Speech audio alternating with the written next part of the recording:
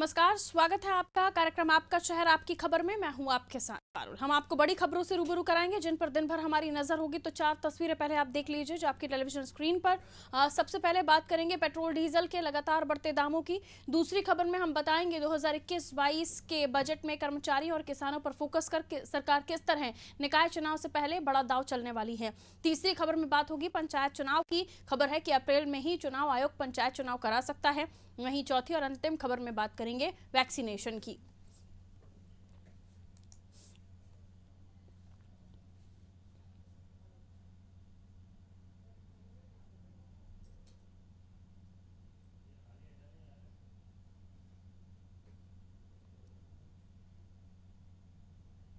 तो 4 तस्वीरें देख रहे हैं आप जिन पर हम इस कार्यक्रम में बात करने वाले हैं। पहले पेट्रोल पर पॉलिटिक्स, एमपी का बजट 2021-22, एक के बाद एक चुनाव की तैयारी, बैक सीट पर फ्रंटलाइन वर्कर्स।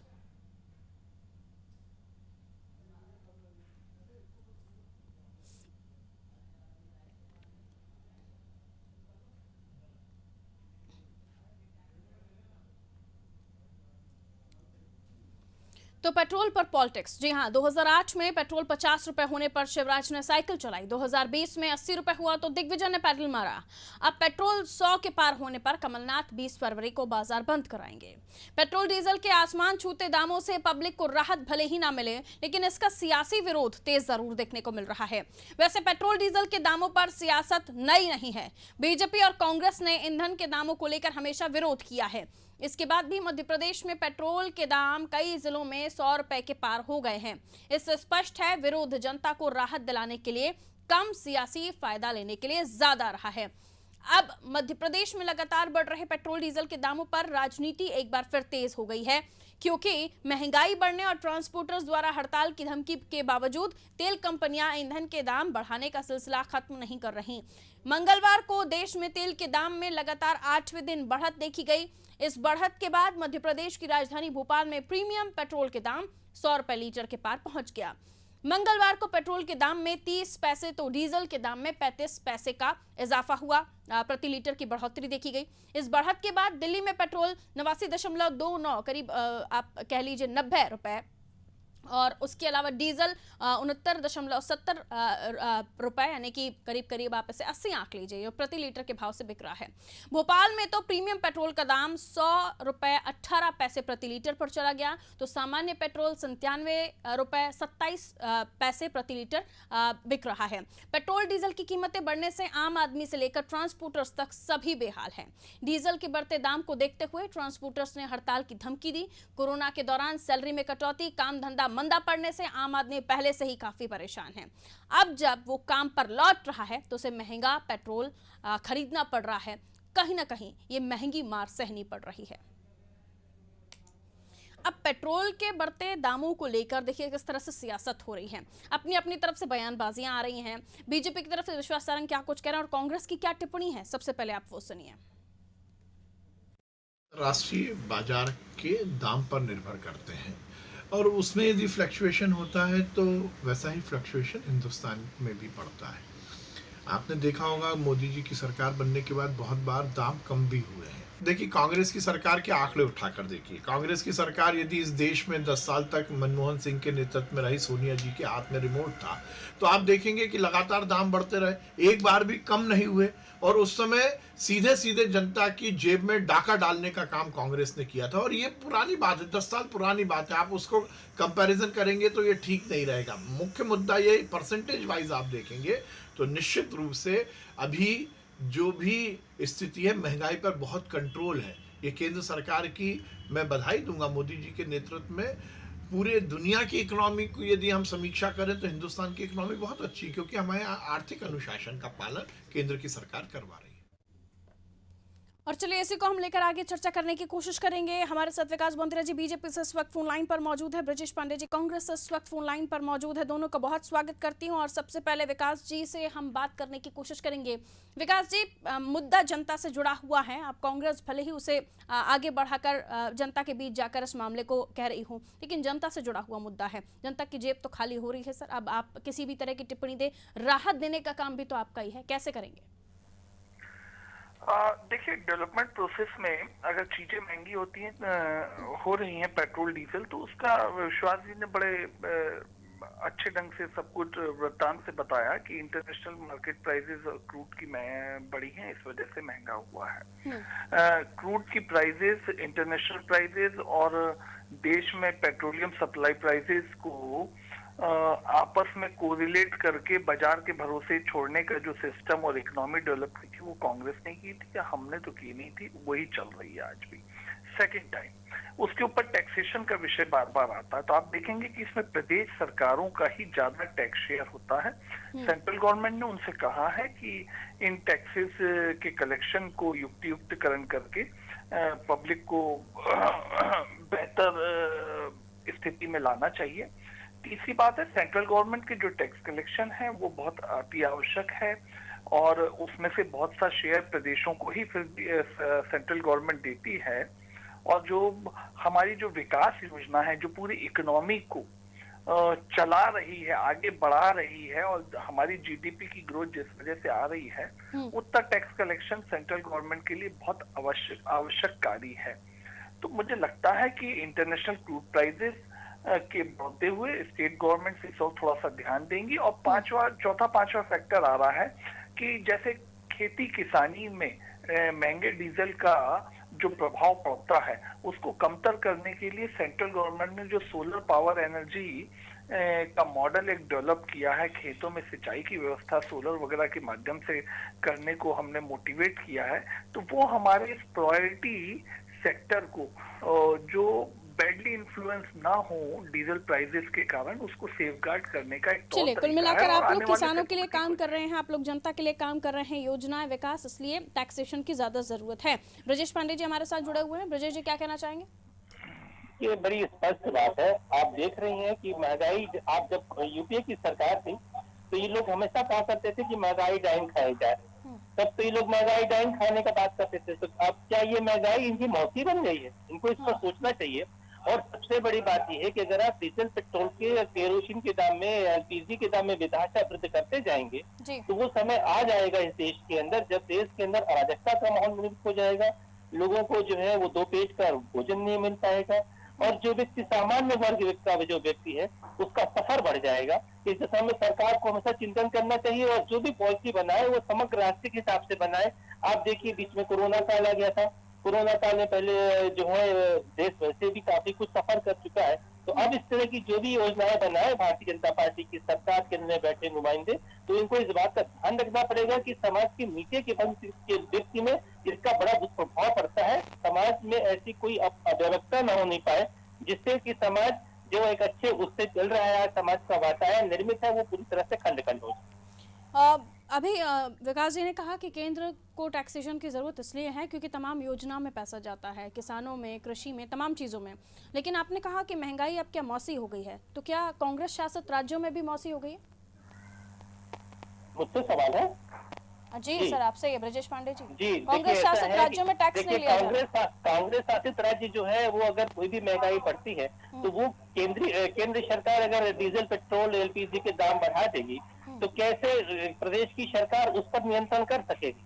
तो मेरा सीधा सा कहना यह है कि केंद्र की सरकार को इस बात में ध्यान रखना पड़ेगा। आप देखिए, ममता बनर्जी जी ने जो ये किसान खेती विरोधी कानून है उसको मानने से इंकार कर दिया, अन्य राज्यों की सरकारों ने भी मानने से इंकार कर दिया, लेकिन प्रदेश सरकारें कब तक लड़ेंगी? क्योंकि वहाँ पर जो गवर्नर बैठा रखा है इन लोगों ने, वो पूरी आरएसएस की विचारधारा से काम करते हैं। तो हम समझते हैं इस राष्ट्र के समग्र हित के लिए कोई योजनाएं तैयार करना चाहिए। अगर इंदिरा जी गरीबी हटाओ का नारा देती थी, लाल बहादुर शास्त्री जय जवान जय किसान की बात करते थे, तो वो पहले जाके खेत में हल चलाते थे, कुल्हाड़ी चलाते थे, तब जाकर के ये आपकी बातों का जवाब विकास जी से ले लेती हूँ। विकास जी, कोई और पॉलिसीज नहीं है, कुछ और आप लोग नहीं सोच सकते, सिर्फ जनता से टैक्स वसूलना है तो पेट्रोल डीजल के माध्यम से? सीधी बात। नहीं, देखिए, ऐसा विषय नहीं है। टैक्स कलेक्शन जितना देश के शासन व्यवस्था को एवं विकास योजनाओं को चलाने के लिए अति आवश्यक है, उतना ही केंद्र सरकार तो लेती है। और केंद्र सरकार ने अपने एस्टेब्लिशमेंट खर्चों को कमतर करने में भी सफलता प्राप्त की है। ब्रजेश जी ने बहुत एक अच्छा विषय छेड़ा था कि देश की गरीब जनता इससे इफेक्ट ना हो, ये ऐसा भाजपा सरकार को ध्यान रखना चाहिए। मैं ऐसा कह सकता हूं कि मोदी सरकार इस मामले में बहुत सफल हुई है। देखिए, महंगाई की जहां तक बात है, महंगाई मौसी वौसी नहीं है। असल में दिक्कत क्या थी, मनमोहन सिंह जी की सरकार के वक्त में जो महंगाई वृद्धि का जो आंकड़ा था वो 11-12% तक पहुंच गया था, जिससे देश को उस वक्त तत्काल तकलीफ हो रही थी। आज महंगाई की ओवरऑल दर जो है कल ही आई है, वो सर, फुटकर कांग्रेस का में ये तर्क है कि मनमोहन जी के समय पर क्रूड ऑयल बहुत महंगा था, लेकिन अब सस्ता है, तब भी राज्य सरकारें और केंद्र सरकार मिला के इतना टैक्स वसूल रहे हैं कि जनता को बहुत भारी पड़ रहा है। शतक पर पहुंच गए हम।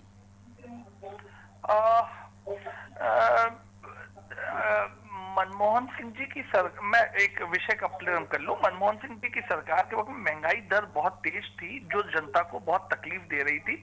अब महंगाई दर 3 से 4% के बीच में, जो आरबीआई और अन्य देशों के सेंट्रल बैंक भी जिसे रिकमेंड करते हैं कि इतनी तो रहनी चाहिए, ये भी विकास दर के लिए जरूरी है। अब चलिए, आपने छोटी सी टिप्पणी ब्रजेश जी की। ब्रजेश जी, देखिए पारुल जी, बड़ी साफ सी बात है, मनमोहन सिंह जी की जब सरकार थी तब भी देश के अंदर योजना आयोग था, प्लानिंग कमीशन था, और तब महंगाई पे नियंत्रण करने के लिए मनमोहन सिंह जी की सरकार कटिबद्ध प्रयास करती थी।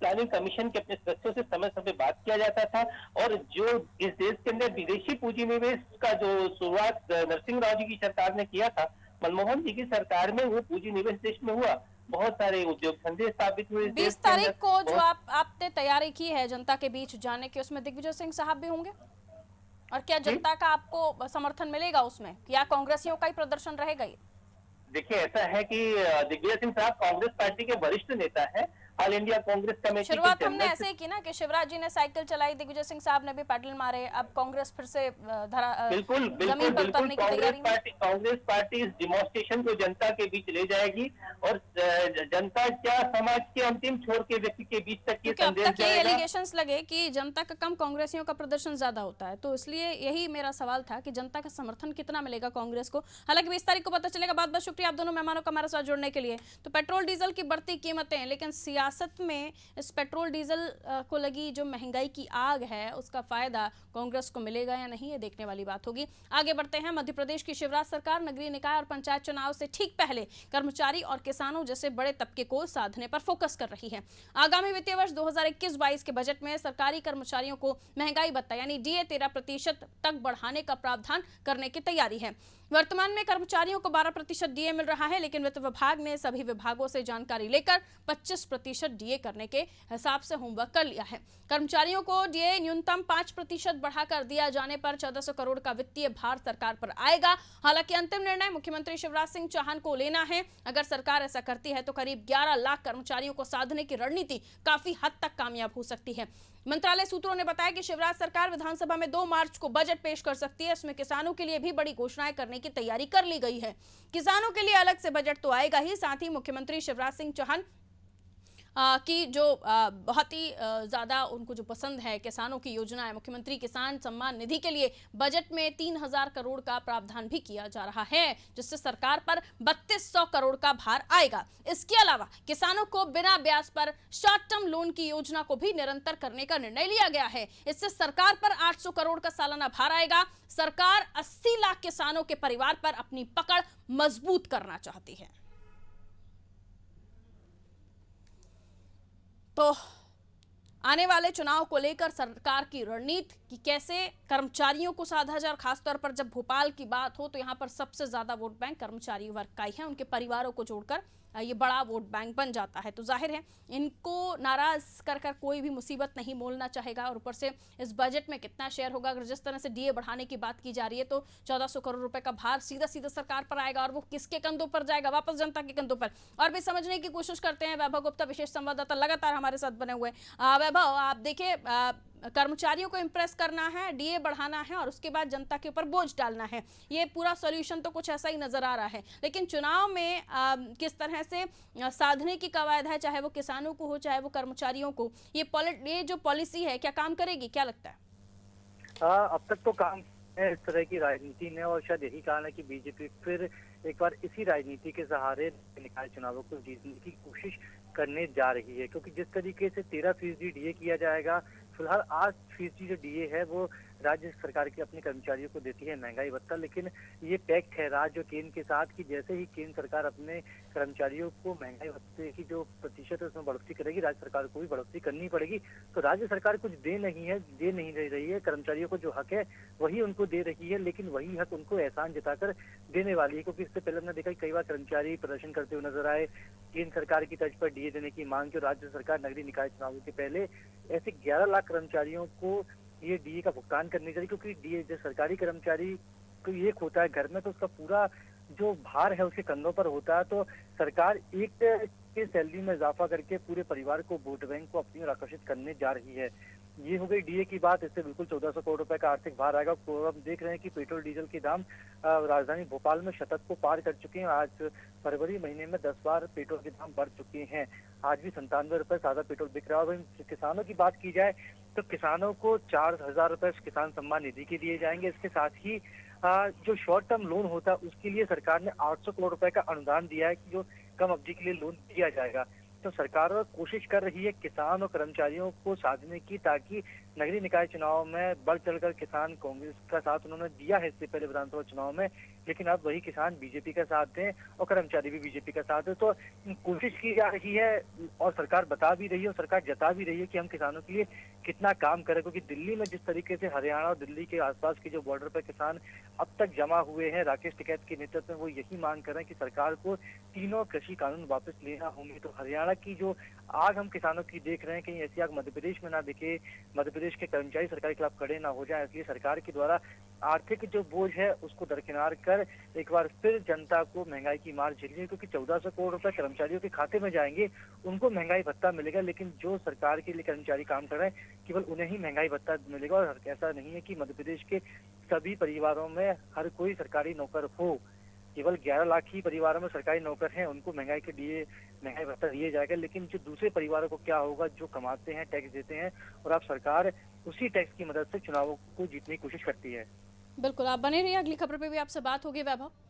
तो देखिए 1400 करोड़ रुपए का वित्तीय भार सरकार पर आएगा अगर इस पॉलिसी को वो लागू करती है, लेकिन चुनाव से पहले इन तमाम चीज़ों को करना, यानी जो टारगेट है सरकार का, जिसे साधना है, वो हर बार तो यही, जैसे कि वैभव ने भी कहा कि ये पॉलिसी फिट बैठती है, लेकिन इस बार भी बैठे ये थोड़ा सा समझ से परे है, क्योंकि इस बार जो मार है वो जनता पर ही पड़ रही है इस चीज़ की भी, क्योंकि पेट्रोल डीजल के दाम लगातार बढ़ रहे हैं। आगे बढ़ते हैं। राज्य निर्वाचन आयोग अप्रैल में नगरीय निकाय चुनाव कराने के बाद पंचायत चुनाव करा सकता है। इसका पहला चरण स्कूलों की बोर्ड परीक्षाओं के पहले हो सकता है। प्रदेश में लगभग 23,000 पंचायतों का कार्यकाल 1 साल पहले समाप्त हो चुका है। ग्राम, जनपद, जिला पंचायत के चुनाव कराए जाने हैं। राज्य निर्वाचन आयोग के सचिव दुर्ग विजय सिंह के मुताबिक माध्यमिक शिक्षा मंडल की बोर्ड परीक्षाएं 30 अप्रैल से 18 मई तक होंगी। इस दौरान बूथ बनाने के लिए स्कूल नहीं मिलेंगे और शिक्षक भी परीक्षाओं में ड्यूटी में तैनात रहेंगे। पंचायत चुनाव 3 चरण में कराए जाने हैं। आयोग 30 अप्रैल के पहले इसका पहला चरण कराने की तैयारी में है। बचे हुए 2 चरण 18 मई के बाद और मानसून आने से पहले करवाए जाएंगे। राज्य निर्वाचन आयोग ने माशिमम यानी माध्यमिक शिक्षा मंडल से बोर्ड परीक्षाओं के बारे में अधिकृत जानकारी मांगी है। इसके अनुसार ही वो चुनाव संबंधी अपनी तैयारी करेंगे। तो चलिए, राज्य निर्वाचन आयोग की तैयारी निकाय चुनाव के बाद पंचायत चुनाव कराने की है, लेकिन उन्होंने भी अपना टाइम टेबल जो माध्यमिक शिक्षा मंडल की परीक्षाएं हैं उनके हिसाब से सेट करना सोचा है। और समझने की हम इस खबर को कोशिश करते हैं। वैभव लगातार हमारे साथ बने हुए हैं। वैभव, पंचायत चुनाव 3 चरण में कराए जाएंगे, लेकिन एग्जामिनेशन जो माध्यमिक शिक्षा मंडल की जो टाइम टेबल है उसके अकॉर्डिंग उसके जो चुनाव की तारीखें हैं उनको भी सेट किया जाएगा। इस खबर को और भी समझाइए। बिल्कुल, इस खबर से साफ समझ में आता है कि मध्य प्रदेश में जो सरकारी स्कूल होते हैं वो न केवल पढ़ाई के काम आते हैं, बल्कि बहुत सारे सरकारी काम भी उन्हीं सरकारी स्कूल की इमारतों से किए जाते हैं। भले ही सरकारी स्कूल की जो व्यवस्था होती है, शिक्षण व्यवस्था होती है, तमाम तरह के सवाल खड़े होते रहे हैं। यही कारण है 30 अप्रैल से 18 मई के बीच में मध्य प्रदेश में बोर्ड परीक्षाएं होने जा रही हैं। और राज्य निर्वाचन आयोग ने मतदाताओं के कार्यक्रम को संबोधित करते हुए स्पष्ट कर दिया था कि अब इन चुनावों को नहीं टाला जा सकता। चुनाव मध्य प्रदेश में कराने ही में कोरोना के चलते चुनावों को टाल रहे थे। मध्य प्रदेश में 23,000 ग्राम पंचायतों का जो कार्यकाल है वो 1 साल पहले ही समाप्त हो चुका है। ऐसे में कैसे काम होंगे विकास के, क्योंकि जब कार्यकाल समाप्त हो चुका है तो प्रभारी नहीं है, केवल प्रभारी बन के बैठे हैं, अधिकार कुछ नहीं है, और जब अधिकार नहीं होंगे तो विकास के कार्य नहीं हो सकते। तो राज्य निर्वाचन आयोग के द्वारा जो कार्यक्रम तैयार किया गया है उसमें उनकी पूरी कोशिश की जा रही है कि 30 अप्रैल के पहले नगरीय निकाय पंचायत चुनाव की शुरुआत करा दी जाए।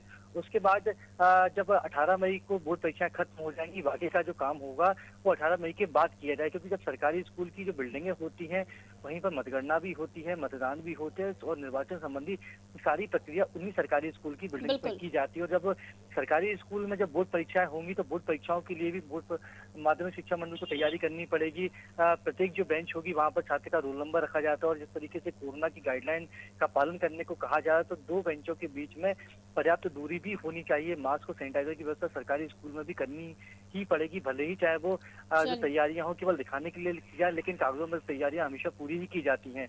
तो यही तर्क बताकर जी, एक पंथ दो काज, सरकारी भवनों को चुनाव के लिए भी उपयोग किया जाता है और सरकारी टीचरों को भी चुनाव के लिए उपयोग किया जाता है। आप बने रहिए, आगे भी आपसे बातचीत होगी। अगली खबर की ओर रुख करेंगे। राजधानी में 8 फरवरी से फ्रंटलाइन वर्कर्स को वैक्सीन लगना शुरू हुई है, लेकिन स्वास्थ्य विभाग के तमाम कोशिशों के बाद भी हालात ये हैं कि अब तक 91,151 फ्रंटलाइन वर्कर्स को वैक्सीन लगवाने के लिए बुलाया गया, मगर सिर्फ 19,128 लोग ही पहुंचे, यानी सिर्फ 20.98% लोग ही इन 6 दिनों में टीके लगवाने पहुंचे। 8 फरवरी को सबसे ज्यादा फ्रंटलाइन वर्कर्स ने वैक्सीन लगवाई, लेकिन ये भी सिर्फ 24% ही रहा। स्वास्थ्य विभाग की माने तो 19 फरवरी तक फ्रंटलाइन वर्कर्स को वैक्सीन लगाई जाएगी। 20 फरवरी को मॉप अप राउंड रखा गया है, हालांकि इस दिन छूटे हुए हेल्थ वर्कर्स को वैक्सीन लगाई जाएगी। 22 फरवरी से हेल्थ वर्कर्स को कोरोना वैक्सीन का दूसरा डोज लगाने का काम शुरू कर दिया जाएगा। आपको बता दें, मध्य प्रदेश में कोरोना वैक्सीनेशन के दूसरे चरण के तहत 3 लाख और भोपाल के 26,000 फ्रंटलाइन वर्कर्स का वैक्सीनेशन किया जाएगा। दूसरे चरण के टीकाकरण में शाजापुर प्रदेश भर में 90% से भी ज्यादा पुलिसकर्मियों को टीके लगवाकर पहले स्थान पर हैं। शाजापुर में ये सफलता शाजापुर को कैसे मिली, इस पर भी हम बातचीत करेंगे। ये सवाल आज प्रदेश भर में पूछा जा रहा है। यही वजह है कि स्वास्थ्य विभाग ने न सिर्फ शाजापुर मॉडल को समझा और सराहा, बल्कि इस मॉडल को पूरे प्रदेश में माफ कीजिए लागू करने की बात भी कही जा रही है। तो फ्रंटलाइन वर्कर्स को लगने वाले टीके जो हम पहले चरण में देख रहे थे कि सबसे ज़्यादा इस मामले में हम आगे हैं, लेकिन दूसरे चरण में हम 20% ही खाली हमें इस मामले में कामयाब हो पाए हैं।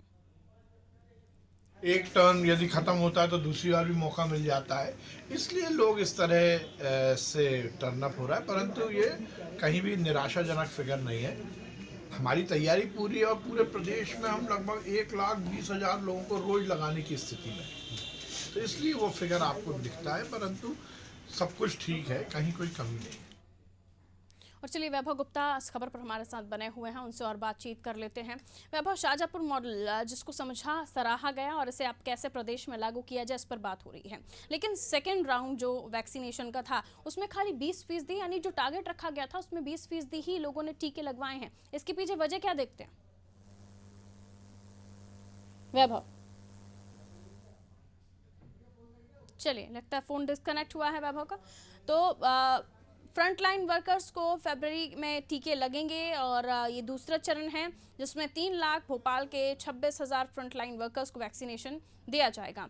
और शाजापुर, जहां पर प्रदेश भर में 90% से ज़्यादा पुलिसकर्मियों को टीके लगवाकर पहले स्थान पर शाजापुर रहा है। और शाजापुर ये सब कैसे कर पाया कि वो 100% तक पहुंच पा रहा है, यानी तमाम लोगों ने टीके लगवा लिए। और हम भोपाल की बात करें तो 26,000 फ्रंटलाइन वर्कर्स का वैक्सीनेशन किया जाएगा, लेकिन जो आंकड़ा आ रहा है कि जितने वर्कर्स हैं उनमें सिर्फ हम 30% ही लोगों को टीके लगा पाए हैं। वैभव एक बार फिर से हमारे साथ बने हुए हैं। वैभव, जो आंकड़ा आया है सेकेंड फेज का, यानी दूसरे चरण के वैक्सीनेशन का, ये काफ़ी कम आया है, इसके पीछे वजह क्या देखते हैं? आखिर क्यों सेकेंड हम जो देख रहे हैं दूसरा चरण जो है इसमें इतने कम टीके लगे हैं? आंकड़ा चौंकाने वाला है और ऐसा लगता है कि शायद फ्रंटलाइन वर्कर्स इंटरेस्टेड नहीं है कोरोना वैक्सीन लगाने में, लेकिन ऐसा बिल्कुल भी नहीं है, क्योंकि जिस तरीके से अभी से कुछ दिन पहले एक सर्वे किया गया था, राष्ट्रीय स्तर पर सर्वे किया गया था, जहाँ राजस्थान से खबर आती है कि राजस्थान में करीबन 1 लाख फ्रंटलाइन वर्कर्स के सामने जो फोन नंबर डाला गया है वो स्वास्थ्य विभाग के अधिकारियों का डाल दिया गया है। करीबन 1 लाख नंबर जो रजिस्ट्रेशन होते हैं, एक ही नंबर हर जगह दोहरा दिया गया, तो कहीं ना कहीं गलतियां स्वास्थ्य विभाग के द्वारा भी की गई। जब फ्रंटलाइन वर्कर्स का रजिस्ट्रेशन किया जा रहा था तब ये गलती की गई। तो पूरे इल्जाम कोशिश की जा रही है कि फ्रंटलाइन वर्कर टीका लगवाने के लिए नहीं है, जबकि उनके पास जानकारी ही नहीं पहुंच पा रही है। सरकार ने भी प्रक्रिया को समझते हुए बहुत सारी चीजों को दुरुस्त भी किया है कि जिस तरीके से अगर कोई फ्रंटलाइन वर्कर अपने मुख्यालय छोड़कर कहीं अन्य स्थान पर पहुंचे, क्योंकि पुलिस की बटालियन में आमतौर पर यही होता है कि बटालियन शिफ्ट होती जाती है जरूरत के हिसाब से, तो आप लोग मैसेज पर दिखाकर वहीं पर कोरोना का टीका लगवा सकते हैं। तो हो सकता है किसी बटालियन ने दूसरे जिले में जाकर टीका लगवा लिया हो, तो उसका चूंकि रजिस्ट्रेशन भोपाल में कराया गया तो उसने टीका दूसरी लगाया, तो कमी भोपाल में नजर आएगी। तो कोशिशें जरूर की जा रही हैं। अब शाजापुर मॉडल की तर्ज पर पूरे प्रदेश में कोरोना वैक्सीन को लेकर एक तरीके से कोशिशें की जा रही है कि ज्यादा से ज्यादा फ्रंटलाइन वर्कर आए और कोरोना की देखना पड़ा है कि शाजापुर मॉडल को कितना लागू करा पाते हैं सरकार।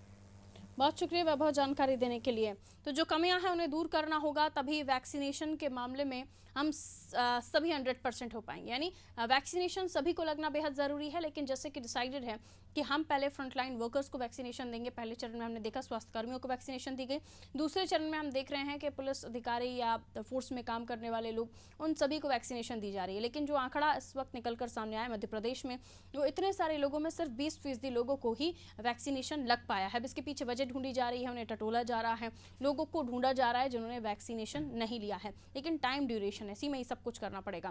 फिलहाल मुझे दीजिए इजाजत, और खबरों के लिए आप देखते रहिए अनादि टीवी। नमस्कार।